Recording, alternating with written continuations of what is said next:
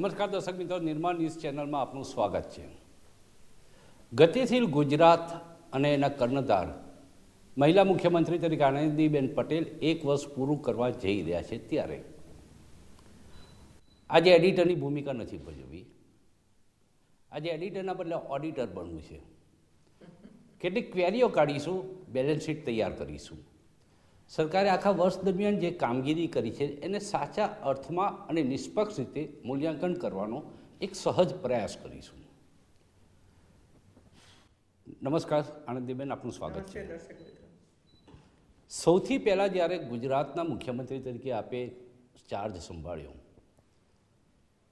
એક અપેક્ષા હોય છે કે આગળના શાસનની સાથે લોકો કમ્પેરિઝન કરે, બેન તંત્ર પર પકડ મેળવી શકશે કે કેમ, વિકાસનું કામ આગળ વધારી શકશે કે કેમ, અને પાછી આખી ટીમ બદલાઈ ગઈ। જે સિસ્ટમ ગોઠવાઈ હતી, ઘણા બધા માણસો દિલ્હી ગયા, ઘણા માણસો બદલાતા ગયા, એક ઘણા બધા પડકારો હતા આપણી સામે। એ પડકારોનો કેવી રીતે સામનો કર્યો? પહેલાં તો ભારતીય જનતા પાર્ટીના કાર્યકર્તાઓ એ સતત સપોર્ટ કર્યો છે, પદાધિકારીઓએ પણ માર્ગદર્શન, પ્રોત્સાહન વગેરે આપ્યું। બીજો 13-14 વર્ષનો અનુભવ, વિવિધ પ્રકારના વિભાગો સંભાળવાનો અનુભવ પણ હતો। નરેન્દ્રભાઈએ પણ અમને બધાનું ઘણું બધું ઘડતર કર્યું હતું કે સરકાર અને સંગઠનના વચ્ચે બેલેન્સ કેવી રીતે જાળવવું, એ ઉપરાંત સંઘ પરિવાર સાથે પણ કેવી રીતના બેલેન્સ કરવું, એમના પણ પ્રશ્નોને સાંભળવા, દૂર કરવા, પ્રવાસો કરવા। અને મારી આદત તો પહેલેથી હતી જ પ્રવાસો કરવાની, અને પ્રવાસ કરવાથી પણ ઘણા બધા ફીડબેક આપણને પ્રાપ્ત થતા હોય છે, અને એમાંથી પણ નવા નવા વિચારો આવતા હોય છે। એટલે આ બધાનું એક મિશ્રણ થયું અને એમાંથી સરકાર આગળ વધી। કમ્પેરિઝન થતી હતી શરૂઆતમાં, કેટલાક લોકો તમારી સામે કરવાની હિંમત નહીં કરતા હોય, પણ કેટલાક લોકો કમ્પેરિઝન કરે, એટલે લોકોનો વિશ્વાસ બનતા પણ વાર લાગી। પહેલા દિવસે તો કોઈ વિશ્વાસ નહીં કરે, સ્વાભાવિક છે, પણ એમને મારા કામનો અનુભવ જરૂર હતો કે જે રીતે શિક્ષણ ક્ષેત્રમાં મેં આમૂલચૂર પરિવર્તન કર્યું હતું, નવા નવા વિષયો આપણે લઈ આવ્યા હતા, ચોરીઓના ડામી હતી। નરેન્દ્રભાઈ તો હજુ સારા, પણ બેન બહુ કડક શિક્ષિકા છે, અહીં એક છાપ હતી, એટલે એક પડકાર હતો। એ છાપ તો હજુ એ ગઈ નથી, હજી નથી જઈ, અને જવી પણ ન જોઈએ। જે ખોટું કરનાર છે એને તો એ છાપ મારે કાયમ રાખવી છે કે કોઈનું ખોટું નથી ચલાવવાની, પણ જે લોકોના કારણે પીડાતા હોય છે, અસામાજિક તત્વો વગેરેથી, એને પણ ખબર પડવી જોઈએ કે હવે અમે આવા ગરીબ માણસોને અમે પીડિત નહીં કરી શકીએ હોય છે। આનંદીબેન એક ખેડૂતની દીકરી છે, એટલે ખેડૂતોની અપેક્ષા ઘણી બધી, એટલે મોસાળમાં મા પીરસનારી હોય એટલે અપેક્ષાઓ એ પ્રકારની હોય કે મા આપણા થાળીમાં કંસાર થોડો વધારે મૂકશે। ઘણી બધી અપેક્ષાઓ છે, અપેક્ષાઓને પૂરી કરવા શું પ્રયાસો કર્યા? આમ હું કહું તો ખેડૂતોની એવી કોઈ અપેક્ષાઓ નથી હોતી, અમને બધું આપી દે એવી કોઈ માગણી આટલા વર્ષોમાં કદી નથી કરી। પણ જ્યારે આપત્તિ આવે અને જ્યારે પોતાની આંખ સમક્ષ તૈયાર થયેલો મોલ એ બગડી જાય, નાશ પામે, ત્યારે સ્વાભાવિક છે કે સરકાર તરફ એની નજર આવે જ, અને આવવી જોઈએ, અને સરકારે પણ એમને મદદ કરવી જોઈએ। અને એટલે સમયે સમયે જે કરવાનું હતું એ રાજ્ય સરકારે કર્યું। હું એમ કહું કે અમે આ આપ્યું, અમે આ આપ્યું, એના બદલામાં એમનો પોતાનો અધિકાર છે સરકાર પાસેથી લેવાનો, અને એ સરકારે એમનો અધિકાર પૂરો પાડ્યો છે। ને હું માનું છું કે સરકારે કોઈ દયાદાન નથી કર્યું, આ બધું આપણે એમના સુધી પહોંચાડ્યું છે, કારણ કે એ પણ એકલો નથી ખાતો, એની સાથે બીજા 10 પરિવાર જોડાયેલા છે। એક કિસાનની સાથે 10 પરિવાર છે, એટલે જો કિસાનને તમે મદદ ન કરો તો પેલા 10 પરિવારો સુધી પણ મદદ ન પહોંચે। એટલા માટે જરૂરી હોય છે કે જ્યારે પણ આપત્તિકાળ આવે ત્યારે બધી એમને મદદ કરવી જોઈએ। અને દુનિયાના દેશોમાં પણ આ જ છે, જ્યારે પણ સુનામી આવી હશે અથવા તો અમેરિકા જેવા રાષ્ટ્રોની અંદર પણ જ્યારે આવી બધી આપત્તિઓ આવે છે ત્યારે સરકાર ખભે ખભા મિલાવીને પબ્લિકને સાથે રહેતી। છતાં આખા વર્ષ દરમિયાન કૃષિ ક્ષેત્રે આપે જે નોંધદાન, એટલે તમને સંતોષ થયો હોય, એક કામ કયા?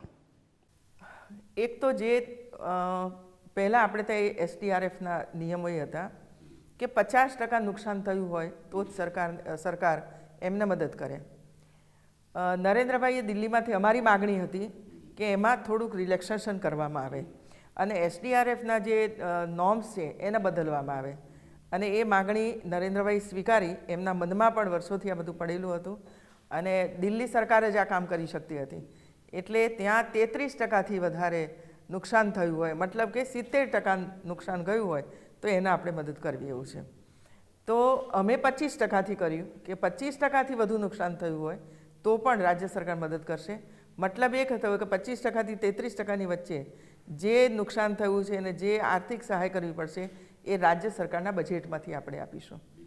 એટલે જે નાનામાં નાના લોકોને પણ થોડું ઘણું પણ નુકસાન થયું હોય તો ભાઈ 1 એકર કે અડધો એકર જમીન હોય, હા, નાના ખેડૂતોમાં, અને એક જમીનની અંદર એક જ પાક હોય, એક પાકની અંદર માનો કે 25% એને નુકસાન થયું તો એને ન મળે, અને 33% ઉપર થયું હોય તો એને મળે.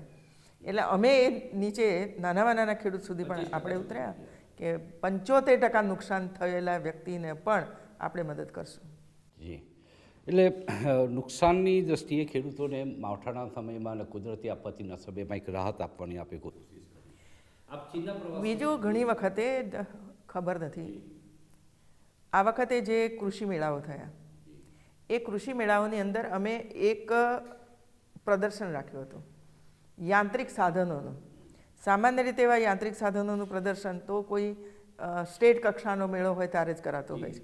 તો આપણે જિલ્લા પંચાયત અને 4 ઝોનની અંદર આ રાખ્યો અને એમાં જે યાંત્રિક સાધનો એ લોકો ખરીદે તો એને અમુક કમિશન ત્યાંથી મળશે, વધારાનું કમિશન, બજારમાંથી લો એના કરતાં પણ વધારાનું, એ આપણે ત્યાં નક્કી કરાવીને આપ્યું હતું.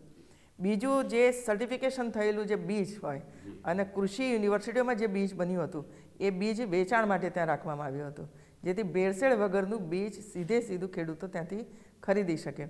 હવે કૃષિ મેળાઓ પૂરા થયા છે એટલે મેં વિભાગને સૂચના આપી છે કે આ કૃષિ મેળા દરમિયાન કેટલા કિસાનોએ કેટલા કરોડના સાધનો ખરીદ્યા ત્યાંથી, અને બીજું કેટલું સીડ એ લોકોએ ત્યાંથી ખરીદ્યું અને એમને કેટલો ફાયદો થયો એ આવશે માહિતી. એટલે આપણને અંદાજ આવશે કે આમાં ઓર વધારો કરવા જેવો છે, વધારે આવા પ્રદર્શનો કરવાની આવશ્યકતા છે. એનો તો આવતા વર્ષે કંઈક નવું કરશું. બેન, આપ ચીનના પ્રવાસે જઈ રહ્યા છો અને કૃષિલાયક જમીન ભારતમાં છે એના કરતાં 20% ઓછી કૃષિલાયક જમીન ચીનમાં છે, છતાં ઉત્પાદન આપણા કરતાં વધારે છે. ખેતીની જમીન, કૃષિલાયક જમીન છે વધવાની નથી, ત્યારે ઉત્પાદન વધારવા માટે અને સજી ખેતી જે આપણા પૂર્વજોની એ દેન હતી એ તરફ વળવા માટે સરકાર શું પ્રયાસો કરશે? સરકારે હમણાં નવી કૃષિ નીતિ બનાવી છે અને એમને અમે એક તો ટેકનિકલ સપોર્ટ પણ કરવાના છીએ, આર્થિક સહાય પણ કરશું એમને, અને માર્ગદર્શન પૂરેપૂરું રાજ્ય સરકાર તરફથી એમને મળશે. સમયે સમયે એના સેમિનારને વગેરે પણ કરીશું જેથી કરીને વધુને વધુ કિસાનો એના ઉપર એમાં જોડાય. બીજું, એ જે માલ ઉત્પાદન કરશે એનું માર્કેટ પણ આપણે ઊભું કરીશું જેથી કરીને માર્કેટ મળી જાય તો કૃષિ પેદાશ વધારે એ લોકો ઉત્પન્ન કરી શકે. બીજું, વર્મી કમ્પોઝ તૈયાર કરવા માટે ઘણા ઠેકાણે પ્રયાસ થઈ રહ્યો છે. દાખલા તરીકે વન મંડળીઓની જ્યારે હું અત્યારે મિટિંગો લઈ રહી છું ત્યારે મેં એમને કહ્યું છે કે આ વન મંડળીઓ માત્ર પ્લાન્ટેશન કરે છે અને આપણે એને પૈસા આપીએ છીએ. શું આ બધા ભેગા મળીને વનની અંદર જ જે બધા પાંદડા અને વગેરે છે, જે બહેનો ગાય ભેંસ પાળતી હશે તો એનું છાણ ને વગેરે હોય તો બધું મિશ્રણ કરીને મોટા પ્રમાણની અંદર વર્મી કમ્પોઝ કરીએ તો લોકોને જોઈએ છે, વર્મી કમ્પોઝ જોઈએ છે તો ત્યાંથી લઈ જાય, એમને આર્થિક રીતે સહાય થાય, ખેડૂતોને ખાતર મળે. તો આ પ્રકારના પ્રયાસો રાજ્ય સરકાર અત્યારે કરી રહી છે. મહિલા સશક્તિકરણની વાત અને એક મહિલા મુખ્યમંત્રી તરીકે એ દિશામાં આપે પ્રયાસો કર્યા. પોલીસ વિભાગમાં પણ મહિલાઓની ભરતી થાય, એમના રિઝર્વેશન માટેની પણ આપે વાત કરી. દૂધ મંડળીઓ, મહિલા સંચાલિત દૂધ મંડળીઓને પણ ખાસ એના ઉપર ફોકસ કર્યું આપે. મહિલા સશક્તિકરણ એટલે ઘર દીઠ એક મહિલા, અને એ સશક્તિકરણ જો એ થાય તો પરિવાર મજબૂત બને. આ દિશામાં સરકાર કોઈ ખાસ યોજના, વિશેષ યોજના લાવવા માગે છે કે કેમ, અથવા તો લાવી હોય તો એનો અમલ અત્યારે થઈ રહ્યો તો કયા તબક્કે છે? બહેનોને જરૂર છે જાગૃતિની, અને રાજ્ય સરકારની જેટલી પણ યોજનાઓ છે એ તમામ યોજનાઓ જો એમના સુધી આપણે પહોંચાડીએ તો વિશેષ યોજનાઓ કરવાની હવે આવશ્યકતા નથી, કારણ કે આપણે બધા જ પ્રકારની યોજનાઓ આપણે કરી ચૂક્યા છીએ. દાખલા તરીકે આપણે મા વાત્સલ્ય કાર્ડ આપવાનો નિર્ણય કર્યો કે જે પરિવારોમાં 1,20,000ની ઇન્કમ હોય એને પણ 2 લાખનું આપણે મા કાર્ડ આપશું, જેથી કરીને કુટુંબની અંદર કોઈ પણ પ્રકારની બીમારી આવે તો સારામાં સારી હોસ્પિટલમાં જઈને એની સારવાર કરી શકો. તો આ આપણે બનાવ્યું તો ખરું, પણ હવે એનું ઇન્કમ સર્ટિફિકેટ આપવાનું, એના મા વાત્સલ્ય કાર્ડ કઢાવવાનું, એ કામ જો આપણે કરી દઈએ, સરકારી કર્મચારીઓ કરે, પાર્ટી કરે, કાર્યકર્તાઓ કરે, ગામના વડીલો કરે, તો એનો લાભ આપણે અપાવી શકીએ. 33% અનામત તો આપણે કરી દીધી, પરંતુ જ્યાં સુધી દીકરીને જિલ્લા કક્ષાએ યા તાલુકા કક્ષાએ એને આપણે સશક્ત ન બનાવીએ તો પેલા નોર્મ્સમાં એ આવી જ ન શકે એવું છે. અને એટલા માટે જરૂરી હતું કે એકલા 33% જાહેરાત કરીને બેસી નહીં રહેવાનું. મેં એ પણ કરાવી જોડે જોડે કે દરેક જિલ્લાની અંદર છોકરા અને છોકરીઓને હાઈ જમ્પ, લોંગ જમ્પ, દોડવાનું 100 મીટર, કેવા પ્રશ્નો પૂછાશે, એનો જવાબ શું હશે, આ બધી તાલીમ જે તે જિલ્લામાં અપાય, જેથી આજે મજબૂતાઈથી બહેનો આની અંદર ભાગ લઈ રહી છે એવું છે. હાઉસવાઈફનો કન્સેપ્ટ હવે કંઈક જૂનો પુરાણો થતો જાય છે. હવે લગભગ વર્કિંગ કલ્ચર, વર્કિંગ વુમનનું કલ્ચર ડેવલપ થતું રહ્યું છે સમાજમાં બહુ ઘણા વર્ષોથી.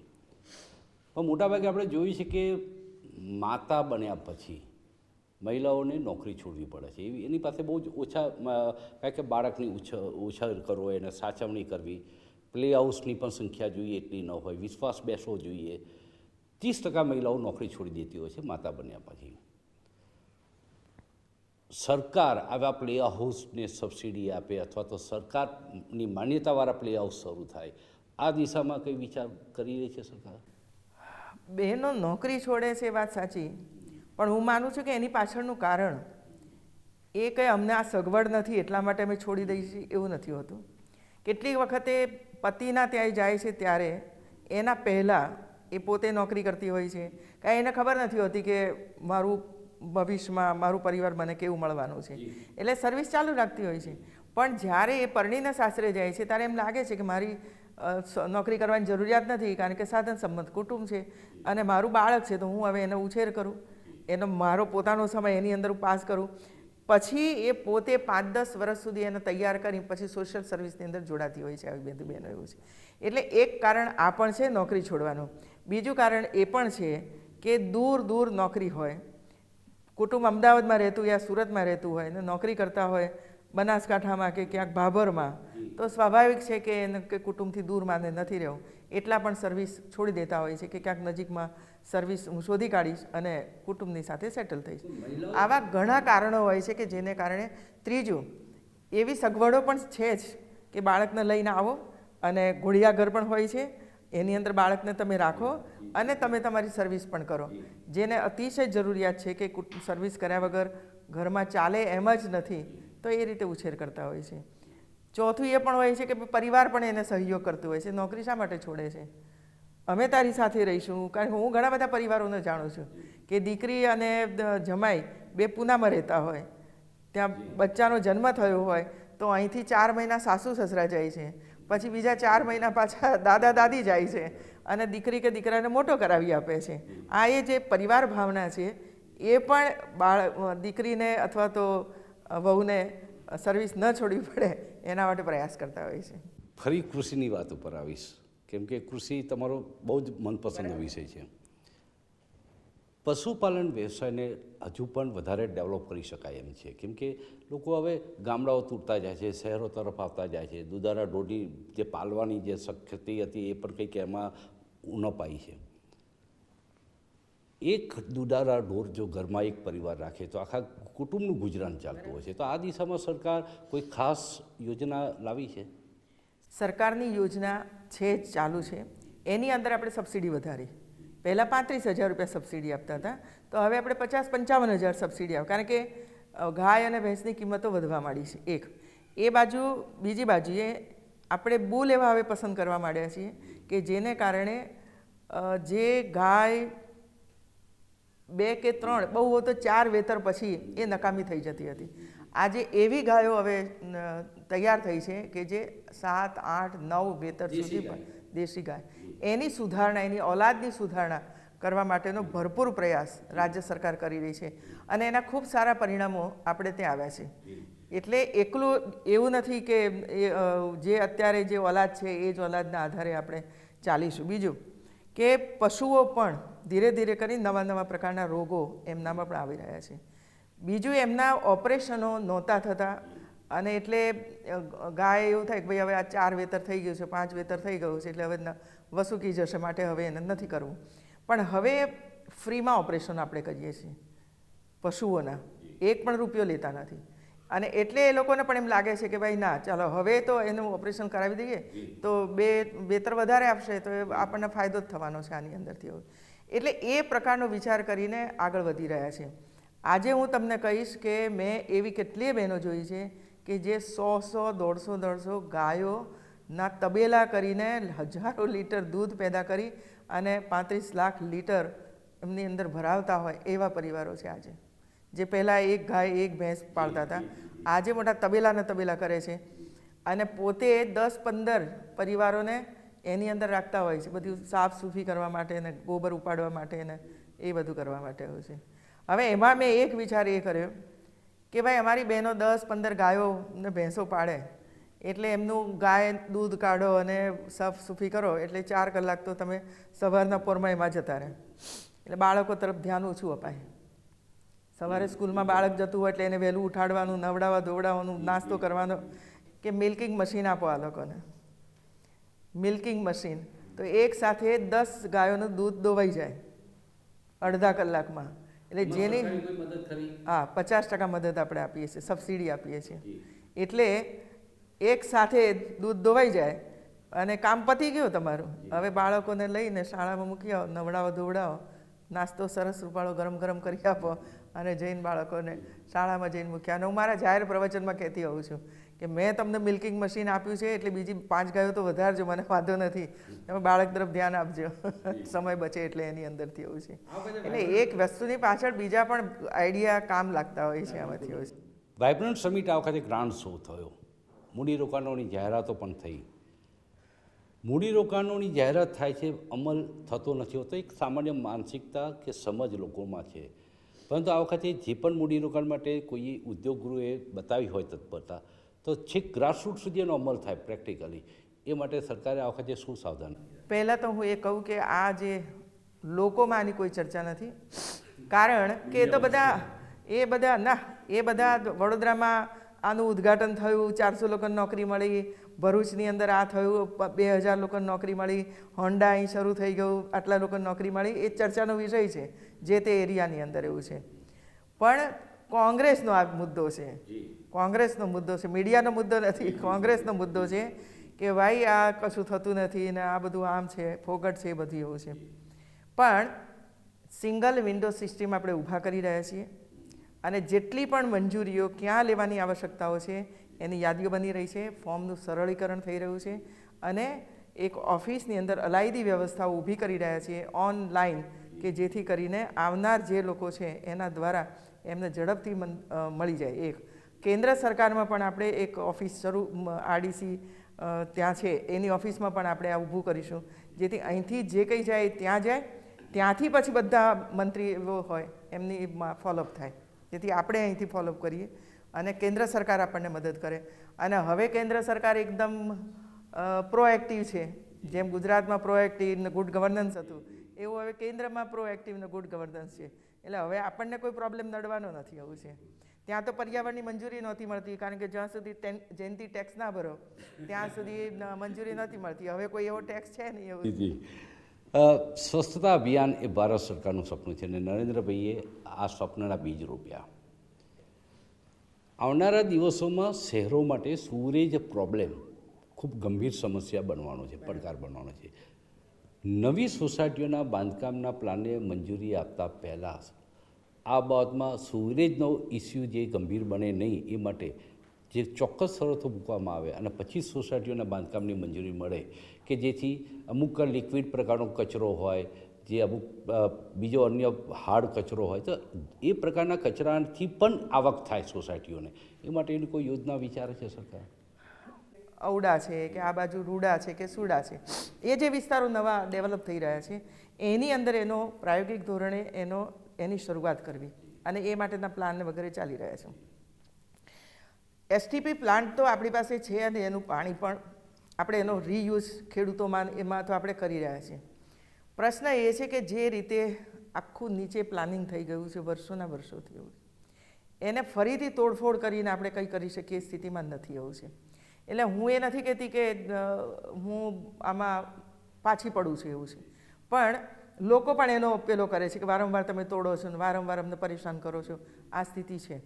પરંતુ જે પાણી બહાર નીકળે છે, જે રીતે આપણે બહાર કાઢીએ છીએ તે એ પાણીની અંદર આપણે અમે જ્યારે અહીં જઈ રહ્યા છીએ ત્યારે એની અંદર એ લોકો જે ટેકનોલોજીનો યુઝ કરે છે એને આપણે ત્યાં કેવી રીતે કરીએ છીએ રીયુઝ કરવા માટેનો. અને આપણી માનસિકતા કેવી છે કે તમે ગમે તેટલું શુદ્ધ પાણી આ કરીને આપો, ટોયલેટનું વપરાયેલું પાણી હોય કે નહાવા ધોવાનું પાણી હોય, ગમે તેટલું શુદ્ધ કરીને આપો, પણ આપણી માનસિકતા હજુ બહાર નથી નીકળતી કે અમારે તો નર્મદાનું પાણી જોઈએ. હાય, આવું પાણી પીવાતું હશે? તમે 2 બોટલ જોડે મૂકો એને ખબર નહીં પડે કે આ વોટર એ ડ્રેનેજનું છે અને આ વોટર એ નર્મદાનું છે.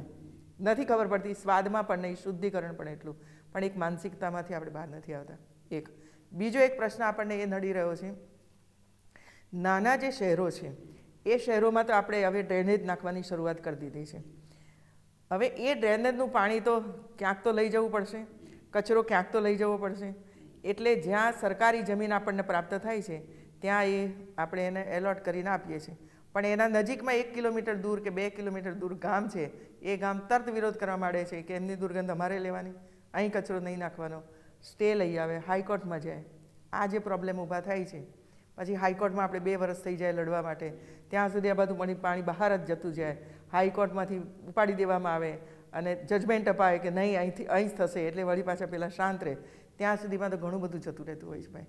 અને એ પ્લાન્ટ જે એ વખતે 25 કરોડનો હોય તો 2 વર્ષ થાય એટલે 50 કરોડનો પ્લાન્ટ થઈ જાય. એટલે બીજા 4 પ્લાન્ટ બંધ કરી અને આ બીજા 4 પ્લાન્ટ આપણે ઊભા કરવા પડે. આ જે પ્રેક્ટિકલી પ્રોબ્લેમ છે એ કોઈ પણ સરકારને આપણને નડે છે.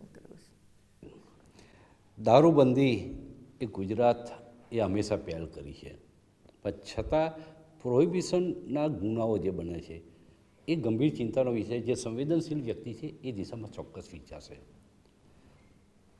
કારણ કે એક વ્યક્તિ ઘરમાં દારૂ પીતો હોય, આખું પરિવાર એનામાંથી સફર થતું હોય છે. સરકાર આ માટે કડક કોઈ કાર્યવાહી કરવા પ્લાનિંગ કરે છે? સરકારે કડકમાં કડક કાર્યવાહી શરૂ કરી છે. અને હવે તો હું આપને પણ વિનંતી કરીશ કે ક્યાંય પણ હવે જો દારૂનો અડ્ડો ચાલતો હોય કે ક્લબ ચાલતી હોય તો તમે મારું ધ્યાન અવશ્ય દોરજો. કારણ કે 7 રેન્જ આઈજીઓની મિટિંગો, એની સાથે જોડાયેલી એસપીની મિટિંગો, એ મેં 4 કલાક, એક રેન્જ આઈજી માટે 4 કલાક મેં ફાળવ્યા છે.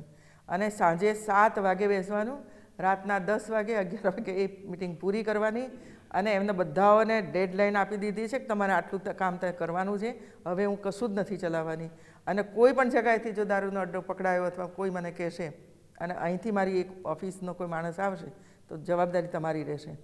આજે લગભગ 15-20 દિવસ થયા છે તો મેસેજ એ આવી રહ્યા છે કે અહીં હવે બહારથી આવતું તો બંધ થયું છે, અહીંથી આવતું બંધ થયું છે. પણ હું એના ઉપર બરાબર ધ્યાન રાખી રહી છું. એવું નથી કે 15 દિવસ તો બંધ કરી દે, તો એ બધા પણ હોશિયાર જ છે કે 15 દિવસ સુધી બંધ કરી દે પછી વળી પાછું ચાલુ થઈ જાય. એ મારા ધ્યાન ઉપર હોય છે આ બધી બાબતો. એટલે હું કાર્યકર્તાઓને પણ ફોન કરીને ક્યાંક ના ક્યાંક પૂછું છું, ધ્યાન આપજો, કાંઈ શરૂ થાય તો મને કહેજો, તમે ધ્યાન આપજો, મને શરૂ થાય તો કહેજો. એમ હું કહેતી હોઉં છું. મને આમાં કોઈ પેલો નથી, કારણ હું જાણું છું કે એક વ્યક્તિ ઘરની અંદર દારૂ પીવે ને તો સૌથી પહેલી સફર માં થાય છે, મહિલાઓ થાય છે. અને બાળકોમાં એક પ્રકારની આદત પડી જાય છે અને યુવાનોની અંદર આદત પડે છે. અને પછી તો ચાલ્યા જ કરતું હોય છે ને, એક આખું કુટુંબ બરબાદ થઈ જતું હોય છે. અને એટલા માટે એના ઉપર ધ્યાન ચોક્કસ કેન્દ્રિત કરવું જોઈએ અને એક માતા તરીકે તો વધારે કેન્દ્રિત કરવું જોઈએ. અને એટલે એક કડકાઈ કરી છે મેં, અને કડકાઈના આધારે અત્યારે તો કામ નીચે ચાલે છે, પણ ક્યાંય પણ લૂજ ન પડે એના માટે હું બરાબર ચારે બાજુ ધ્યાન રાખી રહી છું. દારૂનો અડ્ડો આ જગ્યાએ ચાલે છે એવી માહિતી આપનારને સૌથી પહેલો ભય રહે છે પોતાની જિંદગીની સલામતીનો. પોતાનું નામ જાહેર થઈ જાય અને પછી એને દુશ્મનાવટો શરૂ થઈ જાય અને ઘણું બધું સફર થતું હોય. આવી હેલ્પલાઇન કે આ જગ્યાએ દારૂનો અડ્ડો ચાલે છે એવી હેલ્પલાઇન સરકાર શરૂ કરે છે, કરવા માગે છે? 1091 છે જ, એના ઉપર જો એ ટેલિફોન કરે તો એના ઉપર એક્શન લેવાય છે. એ જ રીતે બહેનો ઉપર કંઈ પણ અત્યાચાર થાય તો કોઈ પણ વ્યક્તિ ફોન કરે તો એની ક્યાંય નોંધ નથી થતી, માત્ર એના મેસેજ આવતા હોય છે. એક એમાં પણ એ કરી શકે છે, 181 ઉપર પણ કરી શકે છે, તો પછી ત્યાંથી ડાયવર્ટ 1091 ઉપર થતો હોય છે. અમારા કાર્યકર્તાઓ પણ ધ્યાન રાખતા હોય છે અને કહેતા પણ હોય છે કે અત્યારે તો બધું બંધ છે, પછી જો ચાલુ થશે તો અમે તમારું ધ્યાન દોરશું. એટલે કાર્યકર્તાઓમાં પણ હવે સજાગતા આવી છે કે હવે બંધ થયું છે તો હવે આપણે ધ્યાન રાખીએ, જેથી કરીને દૂર થયું. બીજું, જે અધિકારીઓ અને નીચેની આખી ટીમ આની સાથે એકબીજાની સાથે આ બધા જોડાયેલા હતા, નીચેનો વાળો અને ઉપરવાળો એમની વચ્ચે પણ ગઠબંધનો હતા, એટલે એને પણ તોડવાનો પ્રયાસ કર્યો છે. આનંદીબેનના પિતાશ્રી ગાંધીયન હતા અને ગાંધીજીની ચળવળમાં ઘણી વખત સાથે એમણે બહુ મહત્ત્વની ભૂમિકાઓ ભજવી છે. એટલે ખાદી પ્રેમ આનંદીબેનનો ખૂબ જાણીતો છે. ખાદી ગ્રામોદ્યોગ ભંડારો ત્યાં આગળ હજુ હવે ભીડ પહેલાં જે જોવા મળતી હતી એ ક્રેઝ હતો, ક્યાંક ઓછો થયો છે. ફરીથી એને પુનર્જીવિત કરવા માટે સરકારનું પ્લાનિંગ શું? એક તો ખાદી ગ્રામોદ્યોગના જે ટ્રસ્ટીઓ હતા એમના પ્રશ્નો માટે મારી પાસે આવ્યા હતા. એમના પ્રશ્નોનું તો સોલ્યુશન હું લઈ આવી છું. પછી જે ચરખાથી જે બહેનો કાતરકામ કરે છે એ લોકોને રોજગારીમાં વધારો કરવાની એમની વાત હતી. એ જે પૂણી બનાવે છે એ પૂણીમાં પણ વધારે કરવાની વાત હતી. એ પણ આપણે એમનો વધારો કરી આપ્યો છે, જેથી કરીને વધારે પૂણી તૈયાર થાય, વધારે રોજગારી મળે અને સાથે સાથે કાપડને વગેરે વધારે થાય. આ માટેનો આપણે પૂરો પ્રયાસ કર્યો છે. પણ તેમ છતાં દર 2 ઓક્ટોબરથી માંડીને 15-20 દિવસ સુધી કાર્યકર્તાઓ ખાદી ભંડારોમાં જઈ અને ખાદી ખરીદતા હોય છે. હું પણ જઈને ખાદી ખરીદતી હોઉં છું. હું પણ મારી સાડીઓ કે મારી દીકરી મારા માટે સાડીઓ લાવે તો એ ખાદી ભંડારમાંથી લાવતી હોય છે. એટલે ખાદી પહેરવી અને ખરીદવી અને પહેરવી એ અમે અમારી રીતે તો પ્રયાસ કરીએ, અમે પબ્લિકને પણ કહીએ કે ખાદી ખરીદો, ખાદી ખરીદો. અને એટલે નરેન્દ્રભાઈ કહેતા હતા કે તમે જે 5 જોડ કપડાં રાખતા હો તો એમાંથી 1 જોડ એ ખાદીની રાખો એવું છે. અને આજે પણ હું કહું છું કે જો પરિવારની અંદર એક વ્યક્તિ 1 જોડ ખાદીના કપડાં ખરીદે તો ઘરની અંદર 5 વ્યક્તિઓ હોય તો 5 જોડ ખાદીના કપડાં ઘરની અંદર આવે તો એક નાનામાં નાના માણસને રોજગારી એની અંદરથી મળતી હોય છે, એના કુટુંબનું ભરણ પોષણ એમાંથી થતું હોય છે. આનંદીબેન શિક્ષિકા હતા ત્યારે બહુ કડક રીતે ઉત્તરવહીઓ ચકાસતા હતા અને માર્ક્સ આપવામાં બહુ કંજૂસ હતા. પણ સેલ્ફ એસેસમેન્ટનું કહેવામાં આવે તો આનંદીબેન પોતાની સરકારની 1 વર્ષની કામગીરીમાં 5 સ્ટારમાંથી કેટલા સ્ટાર આપશે? જો વિદ્યાર્થીઓ છે એ વિદ્યાર્થીઓના પેપર શિક્ષકો તપાસતા હતા, એને શિક્ષકો એનું મૂલ્યાંકન કરતા હતા. આજે હું શિક્ષિકા નથી કે જેથી કરીને મારા પેપરનું મૂલ્યાંકન હું કરું. મેં પેપર જે લખ્યું 1 વર્ષ સુધી જનતાના માટે જે મેં કામો કર્યા એ પેપર માની લો તો પેપર લખ્યા, એનું મૂલ્યાંકન તો શિક્ષકો તરીકે જનતાએ કરવું પડે, પ્રેસ મીડિયાએ કરવું પડે.